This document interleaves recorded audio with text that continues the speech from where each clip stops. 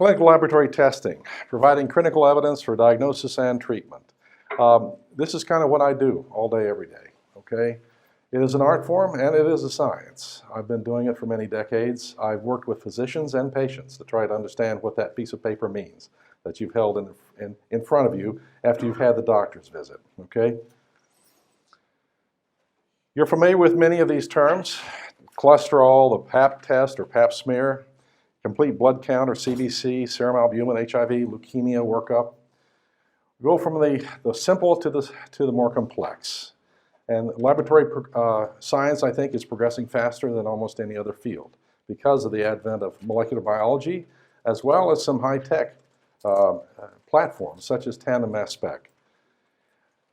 We have a role in detecting disease at a very early stage, perhaps earlier than symptoms emerge, indeed earlier than the patient knows about in many cases. We can help the physician diagnose it, sometimes with almost absolute certainty. But more often, we increase the probabilities of success and accuracy of the physician when he or she combines other modalities in radiology as well as the old-fashioned family history and physical examination. We can prevent disease by seeing early signs, by seeing genetic predispositions.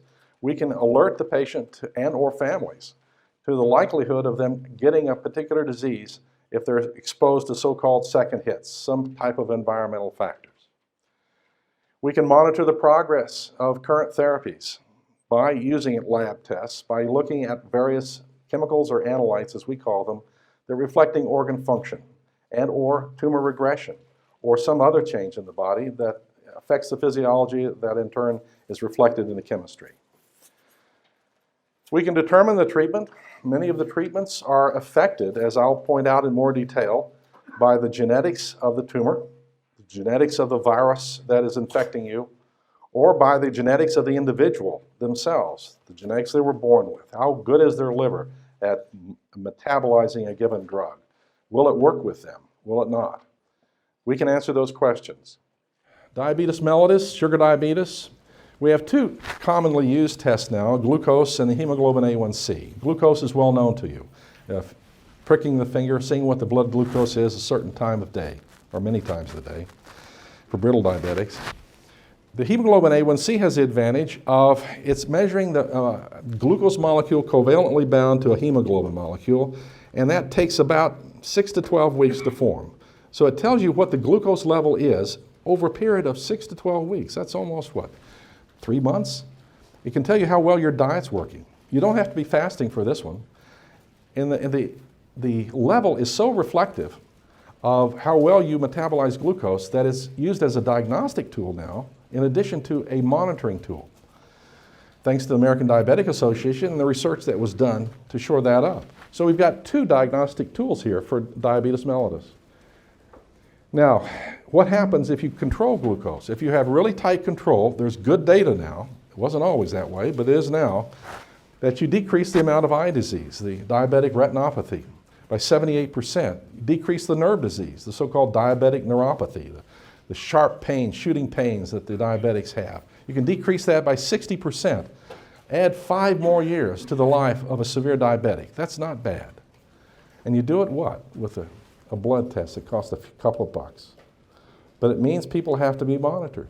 They have to be monitored, they have to be disciplined to do something about it, and see a doc who can oversee that.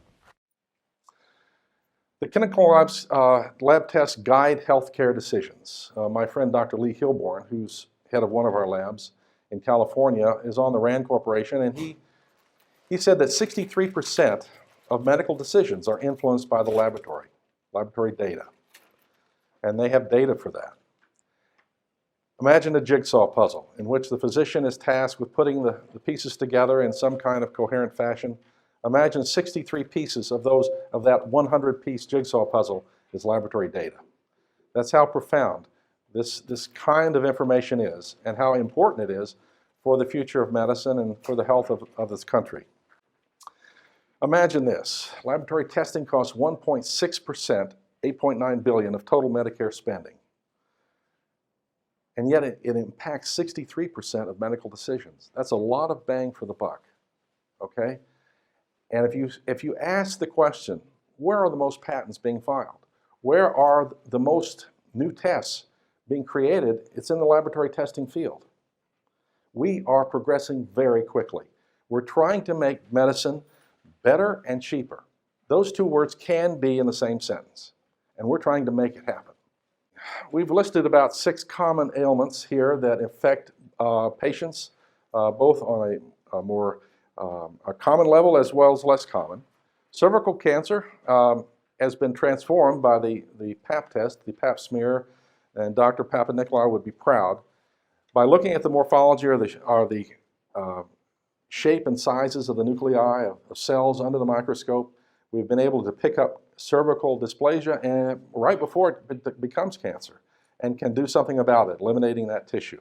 It's resulted in a 75% drop in cervical cancer mortality, a real success story. That is only the beginning. Now we have molecular markers for those cervical cancer cells as well. So even though the morphology may be a little confusing, so-called ascus or atypical, we can see if there's molecular markers that have been activated. And that would tell us, even before the cell transforms to something obvious, what's going to happen. Colon cancer. There's hardly a person in here, probably doesn't have a family member that may have been affected by colorectal carcinoma. We have fecal blood tests that are exquisitely sensitive. 50 milligrams of hemoglobin can be picked up. Now, other things can produce that, but cancer will do it. And it can pick up an occult cancer in the colon earlier than many other tests. Molecular tests are now available in the fecal stream that are sensitive and specific. There are blood tests now that are molecular tests that can pick up colon cancer. There are many options now because of these innovations that imagine picking up a cancer at a stage in which it can be completely resected, cured, or waiting until it's stage 4. How expensive will it be then? And how long will the patient live after you've expended tens of thousands of dollars? Managing diabetes can cost you $1,852 a year. And those 2 highly expensive blood tests, glucose and hemoglobin A1C. What happens if you don't control it? Peripheral vascular disease, below-the-knee amputations, coronaries, strokes, and of course dialysis. How about colorectal carcinoma? We now know there's a family of diseases. Many different kinds of colorectal carcinoma exist. We know that the tyrosine kinase pathway is used in the cells proliferating. We can attack that pathway with certain targeted agents, binding the receptors, unless the pathway has mutated in the tumor so that it's not sensitive to those agents. It'd be kind of nice to know that ahead of time before expending tens of thousands of dollars on expensive chemotherapeutic regimens that don't work. It'd even be better to detect it before it gets to that stage. Avoid ineffective treatment? Yes. Reduce adverse side effects. All those chemotherapeutic agents have them. And we have tremendous savings. One estimate was almost $100 million, just avoiding therapy that doesn't work. Okay? $452, what an expensive test. But look what you're saving. You're avoiding $62,000 of bad therapy that doesn't work. It's going to make them sick, and the tumor's going to grow like crazy. So, what does this matter? 1.6% of Medicare expenditures for laboratory tests. 63% of the decisions are made based on those tests. It's not bad bang for the buck. For those, I think we all know in this room that there is a tendency for all of us when in government and to look at these silos of spending and the 1.6% of spending on lab testing, and we have treatment silos, and we make a lot of policy decisions looking at each silo separately, independently, without thinking of the interrelationship that little silo of 1.6% has on all the other spending. And not just spending, but quality of life and health care. And I think Dr. Cisco did a beautiful job of really explaining the interplay between these. We cannot just look at that little silo of spending and say, well, we're spending a little too much here, there's a little too much utilization here. It's really far more important than that. So now I'd like to turn to what's happened to reimbursement for labs under the clinical lab fee schedule. As I said, when it was started in '84, it was pegged at 60% of prevailing charges. And because it was a fairly low rate, Congress decided that it would be updated every year for the Consumer Price Index. So under law, automatically, it was supposed to get an increase every year. So what we did is we looked from 1984 to 2010. The top line is what would happen if we got the increases under the CPI that was under the law. We took a hypothetical $10 test, not that hypothetical, it's a fairly common amount for a test. It would have been at $21.81 by 2010, but what actually happened was because we only received a couple full there's only 7 times in all those years we actually got an update. We ended up, by 2010, we were only getting $8.32 in real dollars on a hypothetical test that was $10 in 1984. So it did not only didn't go up, it actually went down. So let's look at what happened after 2010, looking forward for 5 or 10 years. So starting in 2010, reimbursement was cut even more due to 4 different changes.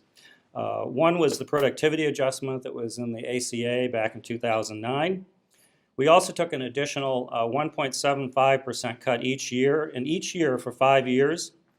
And then finally last February, our fee schedule was cut another 2% as part of the offset for the SGR extension a year ago. And then of course if sequestration goes ahead, we will take another 2% in April. Interestingly, the cut for the SGR last February, it was a 2% cut, but actually the dollars, we were 15% of the pay for the SGR last February. We're 1.6% of Medicare, so we kind of took a 10 times our size cut then. It was pretty disproportionate. As I mentioned, Congress had got rid of lab coinsurance in 1984. And it's the same reason today that the same problems that are problematic for coinsurance here with labs. First of all, labs are really unique in that they don't have a face-to-face with the patient, as I mentioned. That's a critical thing. When you're trying to collect a copay or coinsurance, if you present yourself at the pharmacy and you don't pay them the copay, they don't hand the prescription over to you. We don't have that opportunity. When you go to the doctor, they ask to get your address right, your name, your insurance number, get your card. And then if you don't pay, they can actually confront you and say, you need to pay that bill for last time. We don't have that interaction with the patient, and that makes it very difficult to collect coinsurance. As I mentioned, the number of claims are enormous, hundreds of millions. The average coinsurance amount is around probably $6 or so. And for almost 100 million claims, the coinsurance amount would be $3 or $3.50 or less. And for those that we have to actually mail something to collect from, the cost of collecting it's going to be even more than the claim itself. The other thing that we hear often, it's a legitimate question, is in the private sector, private plans, we have coinsurance, and we pay it, so why wouldn't it work under Medicare? Well, Medicare is different than the under 65 population. You're all working. You have jobs. You have income. So in Medicare, we've got a large population that we're not going to be able to collect from, or it's going to cost us more to collect than the amount itself. You start with Medicaid. 16% have Medicaid. Medicaid generally only pays 80% or less than the Medicare rate. If you have 20% coinsurance, that means we don't get paid at all from those people, or maybe some little fraction of it. So for 16%, we lose all that. Our fee schedule's cut. We'll never recover that. There's also another 11% who have no supplemental coverage. These tend to be poor seniors. It'd be very hard to collect from these folks. Their average income is $20,000. So we're either not going to collect it from them, or we're going to have to spend as much or more to collect from them. So right off the top, they cut our fee schedule by 20%, and then we will basically lose, we estimate about another 9% cut to our fee schedule in essence. And if you go back to that chart, that would push our cuts up to near 30% over the next 10 years, and many labs will just not be able to survive that.